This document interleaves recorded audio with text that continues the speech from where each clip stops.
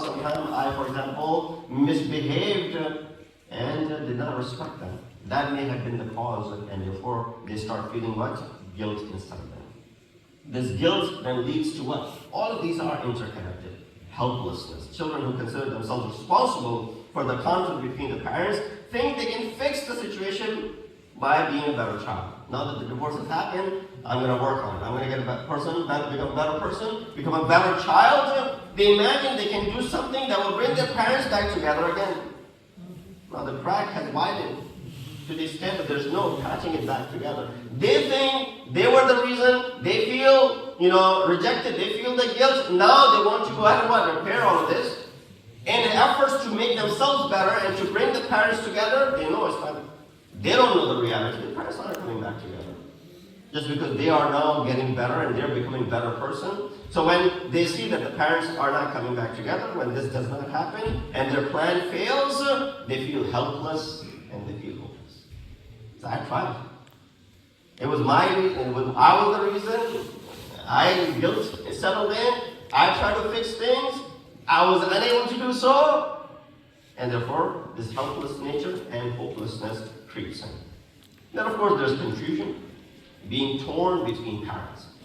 That is something which, of course, things have to be worked out through the court and how the visiting hours work, all that stuff. Again, the reason why we're highlighting all of these are the realities.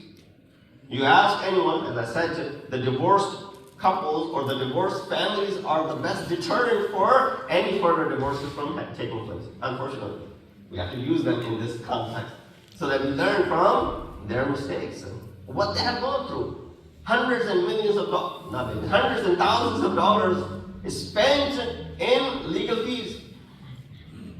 I remember a few years ago when there was a case that had come in front of me, and the case had already gone to court, and it was in motion, and the husband asked, of course, the religious divorce usually happens after the legal one has taken place. The husband asked me, Molana, can you convey this message to my wife? I said, why can't you just text her? Why can't you just call her? I said, well, from the court's view, I'm not allowed to make any direct contact. I said, well, how do you communicate? Well, through the lawyer. I said, well, go through the lawyer. If I go through the lawyer, it's going to cost me $400 just to convey one message. Well, that's a very good business. $400 just to convey this one message. And therefore, of course, a lot of other fees that amount to. So financial strain, right as it is, now it's no longer two salaries that are paying for this individual salary. So the confusion and being torn between parents, the most destructive, as I said, effect of divorce on children occurs when parents insult or belittle each other in front of them. You're having an argument, take your argument somewhere else. Don't bring it in front of the kids, number one. And if the kids are around, you don't live in a mansion, they're right in there, right in front of you. You only got 2 rooms in the house, you got 1 room in the house, for example, as a common area, and you're having a dispute. So you do it when they're not around. You postpone this conversation, for example. You do something, whatever it is possible for you. Why? Because when you start fighting in front of them, then you're going to drag them into the fight as well. Then you're going to try and use them to side with you. And this young mind that is worried, who should I side with? I love them both equally. They're both my parents. Yeah, they might be having issues with each other, but my role to go ahead and side with one, and they probably go ahead and side with one because of their limited, attachment with that favorite parent of theirs. They might go ahead and side with one. And then they are worried about the wrath that they may receive from the other parent whom they went against. So, on the other hand, children think that if they support neither parent, they will be rejected by both. So either I support one, the other one will show their wrath. If I don't support either one, I'll be rejected by both of them. So in reality, children find themselves in a painful situation where loving both mother and father feels like what? A wrong thing to do. Sadness that leads to depression. A lot of kids that have grown up in such environment, in such houses, then this depression comes into play. Children of divorce feel intense sadness, the feeling of children of divorce are similar to those of children who have lost their parents due to illness or an accident. That's how they feel.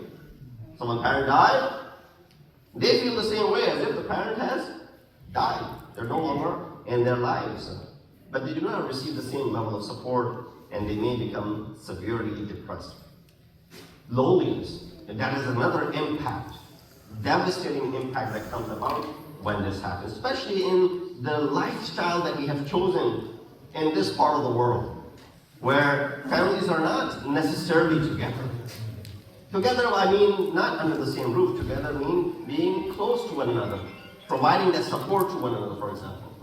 One lives in Florida, another one lives in California, one lives in New York, the other lives in different places.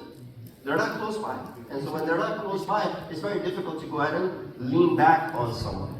Children of divorce, they feel lonely and miss the parent from whom they have become separated. Usually, the parent who remains with the children is also overwhelmed while taking care of them and providing for them with their own problems that they cannot attend properly to their child. Then divorce may also affect the children's relationship with their peers. You start seeing the effects of that in school, with their relationship that they have with their friends, and they may seek comfort elsewhere because they are now feeling rejected within these four walls. There are two more things that I'll mention, inshallah, I'll conclude. Anger. Anger, as it is one of the biggest problems in any relationship. But after something that was not in their hands, divorce was not in their hands. Their parents got divorced, it was not in their hands. They couldn't do anything about it. In fact, when they did try to do something about it, it didn't work out. So they feel helpless about that as well. So then anger settles in. The common emotion among children of divorce arising from their inability to understand or accept the situation. I am not going to accept what has happened. And therefore anger comes in. Sometimes children do not express their anger, and that is even worse. You're allowed to express your grief. You're allowed to, sob and cry and weep and do all of that stuff. But when you hold all of this back, it has an adverse effect. And therefore anger becomes more common when reasons for divorce are not clear. They're like, why did they even get divorced? They don't understand it. And therefore that makes them even more. And in such cases, children resent their parents for what they have perceived as something totally unnecessary. They should not have done that. So what should we do? First and foremost, be aware of the extent to which these effects arise from your child's way of thinking about themselves. All of these things. Just look over it. As I said, these consequences of divorce are deterrent, and those who have already gone through a divorce are deterrent, the biggest deterrent in any further divorces from taking place.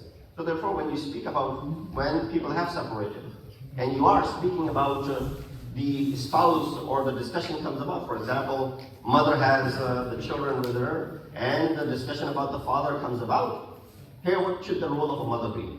Or the children are with the father, and the discussion of the mother comes about. What should the role of the father be? How should they speak about it? This is where it could be important if they speak about them in a way where it does not shatter further, because I want to go out and say everything bad about my spouse because she's the one reason she left me. Or the wife will say, well, he's the reason we got separated, so I'm going to bash him in front of my kids because he's no longer there to go ahead and what? Defend himself. So do not leave the blame on the partner who isn't there to defend. Amir al-Mu'mineen, Imam al-Muttaqeen, Ali ibn Abi Talib said, لا تظنن بكلمة خرجت من أحد سوءا وأنت تجد لها في الخير محتملا. Do not regard an expression uttered by any person as evil if you can find it capable of bearing something. So even though there might be differences that you have with your spouse and that resulted in divorce, still consider them that they are still the father or the mother of the child that is living with you. Inshallah, we'll continue this discussion. Important one in regards to the consequences of divorce. We ask Allah subhanahu wa ta'ala to give us the tawfiq and ability that these divorces be increase in our communities. We ask Allah subhanahu wa ta'ala to bestow mercy upon those who have gone through this process and give them ability to cope with this different situation that they're in. We ask Allah subhanahu wa ta'ala to hasten the reappearance of our with Iman. إن أحسن الحديث وأبلغ الموعظة كتاب الله وأعوذ بالله من الشيطان الرجيم بسم الله الرحمن الرحيم العصر إن الإنسان لفي خسر إلا الذين آمنوا وعملوا الصالحات وتواصوا بالحق وتواصوا بالصبر.